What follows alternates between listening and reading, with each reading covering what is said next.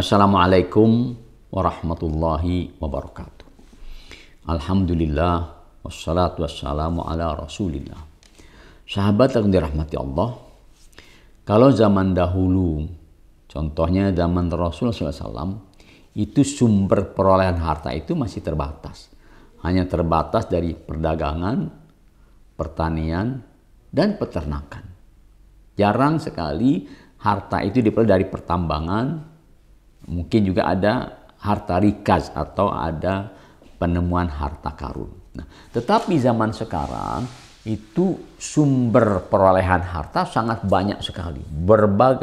Berbagai macam usaha yang bisa dilakukan oleh seseorang untuk menghasilkan atau menjemput rizki Allah Subhanahu wa Ta'ala.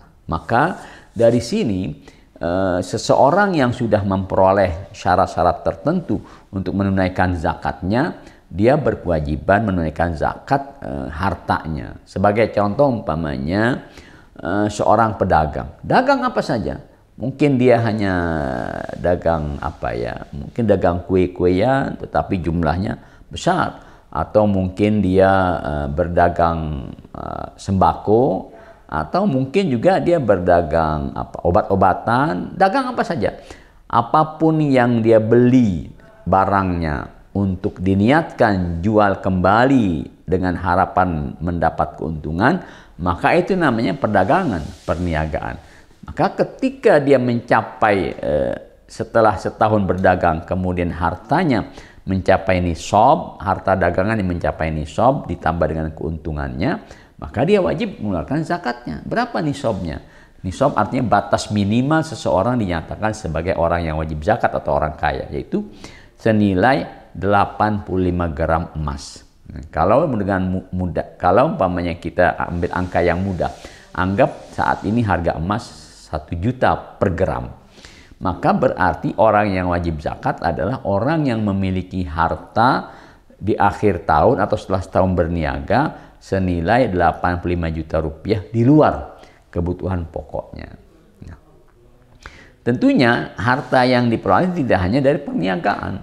Ada orang mendapatkan harta dari profesinya. Ya, seorang profesi umpamanya sebagai arsitektur, termasuk sebagai sutradara, sebagai lawyer, atau apapun sebagai dokter, maka dia harus menghitung perolehannya sepanjang tahun, selama setahun, sampai tidak perolehan hartanya itu sampai nisab setelah dia tutupi kebutuhan-kebutuhan pokoknya. Kalau sampai nisab, maka wajib dia keluarkan zakatnya. Berapa? Minimal 2,5%. Alangkah baiknya ketika dia lebihkan dari 2,5% sebagai tanda syukur kepada Allah Subhanahu wa Ta'ala. Termasuk juga orang yang beternak. Beternak apa saja, tidak hanya beternak sapi, kerbau, kambing, ya. Beternak apa saja, peternak lele, peternak ayam, peternak mungkin bebek atau itik dan sebagainya, semuanya itu diwajibkan mengeluarkan zakatnya, zakat harta atau zakat perniagaan. Kalau dia memang menternak hewan-hewan tadi, ternak ayam, ternak bebek, termasuk juga ternak kambing, kerbau, sapi yang dikandangkan, maka dia ini termasuk orang-orang yang wajib zakat, mengeluarkan zakat perniagaan. Nah, selain itu juga ada harta warisan, ada harta pesangon, ada harta klaim asuransi yang dia peroleh. Maka ini juga wajib dikeluarkan zakatnya. Kapan? Kalau klaim asuransi, harta warisan, harta pesangon, itu jangan nunggu setahun dia keluarkan zakatnya. Tapi begitu dia peroleh harta-harta tersebut, dia sudah berkewajiban mengeluarkan zakatnya minimal 2,5%. Saya katakan minimal, kenapa? Karena masih terbuka kesempatan untuk lebih dari 2,5% sebagai tanda syukur kepada Allah Subhanahu wa Ta'ala. Nah, termasuk juga zakat pertanian. Ada seorang bertani, walaupun pertaniannya bukan bahan makanan pokok, bukannya padi. Dia umpamanya bertani durian, bertani jeruk, bertani apel, bertani mangga. Maka orang seperti ini apabila hasil panennya mencapai nisab yang diperkirakan, kalau nisab pertanian itu sebanyak 563 kilogram beras.